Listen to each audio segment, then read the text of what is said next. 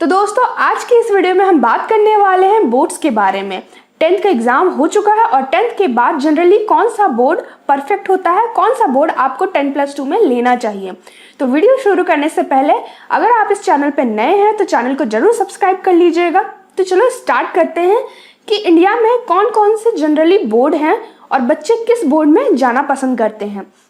तो हमारे यहाँ बहुत सारे बोर्ड्स हैं, जैसे सीबीएसई बोर्ड हो गया, आईसीएसई बोर्ड हो गया, स्टेट बोर्ड हो गया, आईबी बोर्ड हो गया और भी बहुत सारे बोर्ड। तो बात करते हैं सीबीएसई बोर्ड की। मेजॉरिटी ऑफ बच्चे सीबीएसई बोर्ड ऑप्ट करते हैं। आखिर इसके पीछे का रीज़न क्या है? देखिए, सबसे पहला रीज़न तो ये है कि सीबीएसई बोर्ड्स इंडिया के हर एक सिटी, चाहे वो बड़ी हो या फिर स्मॉल सिटीज़ हो, हर जगह अवेलेबल है। तो अगर आपके पेरेंट्स का ट्रांसफरेबल जॉब है तो आप कहीं भी सीबीएसई बोर्ड्स के स्कूल में एडमिशन ले सकते हैं, आपकी पढ़ाई नहीं रुकेगी। तो पहला तो ये फ़ायदा हुआ कि सीबीएसई बोर्ड हर जगह है। दूसरा है, जितने भी आईआईटीज़ या फिर नीट के एग्ज़ाम का सिलेबस होता है वो सीबीएसई के बुक्स के आधार पे होता है, क्योंकि जो सीबीएसई बॉडी है वही कंडक्ट कराती है इन एग्ज़ाम्स को। तो जो 11th-12th का जो भी सिलेबस है, जो भी बुक्स फॉलो होता है, उसी से बहुत सारे क्वेश्चंस एग्ज़ाम्स में आते हैं। तो जिन बच्चों को इंजीनियरिंग या मेडिकल के फील्ड में जाना है उन बच्चों को सीबीएसई ऑप्ट करना चाहिए। और हमने देखा भी है कि जो ज़्यादा रिजल्ट होता है वो सीबीएसई बोर्ड के बच्चे ही करते हैं। तीसरा है गुड स्कोर। आप कम एफर्ट में या फिर सेम एफर्ट में दूसरे बोर्ड्स के अपेक्षा सीबीएसई बोर्ड में अच्छा स्कोर कर सकते हैं। सीबीएसई बोर्ड के बच्चे 95% से अबव स्कोर करते हैं।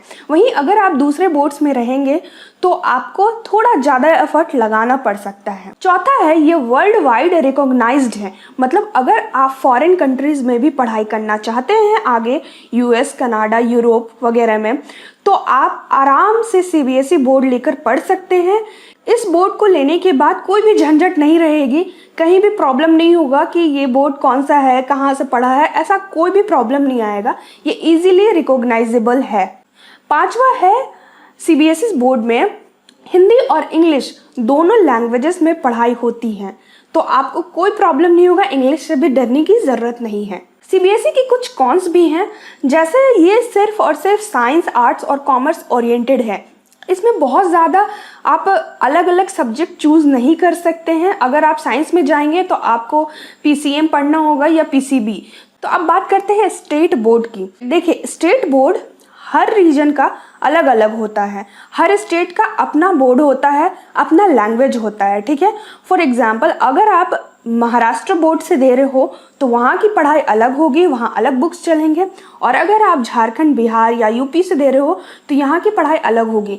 तो स्टेट बोर्ड हर स्टेट का अलग अलग होता है। अगर आप पहले झारखंड में हो, फिर अगर आप जा रहे हो महाराष्ट्र में, तो आपका बोर्ड चेंज हो जाएगा। आपको सेम स्टेट के बारे में पढ़ाया नहीं जाएगा, सेम बुक्स में भी फॉलो नहीं होंगे। लेकिन अगर बात करें गवर्नमेंट एग्जाम्स की तैयारी की, अगर आप गवर्नमेंट एग्जाम्स का प्रिपरेशन करते हैं तो बहुत सारे क्वेश्चंस होते हैं जो स्टेट बोर्ड्स के बुक से आते हैं। सपोज आप कोई भी स्टेट का पीएससी एग्जाम वगैरह देते हैं या फिर यूपीएससी की तैयारी करते हैं या एसएससी की तैयारी करते हैं या कोई भी गवर्नमेंट एग्जाम की तैयारी करते हैं, तो उसका मेजर पार्ट एनसीईआरटी से आता है और एनसीईआरटी आपके हर स्टेट बोर्ड में फॉलो होता है। तो स्टेट बोर्ड उन बच्चों के लिए बहुत बेनिफिशियल है जो आगे सपना देख रहे हैं पीएससी निकालने का, यूपीएससी निकालने का या कई और गवर्नमेंट एग्जाम निकालने का। साथ ही स्टेट बोर्ड का सिलेबस बहुत वास्ट नहीं होता है। तीसरा है आईसीएसई बोर्ड, या इसको CISCE भी बोलते हैं। इस बोर्ड का जो सिलेबस है वो बहुत वास्ट होता है, मतलब as compare to CBSE and state board. मैं आपको डरा रही नहीं हूँ, लेकिन ये बहुत अच्छी बात है। जो चीज़ आप सीबीएसई या स्टेट बोर्ड्स के क्लास 12th या 10th में सीखते हैं वो आप आईसीएसई बोर्ड्स में 6-7 क्लास में ही सीख जाते हैं।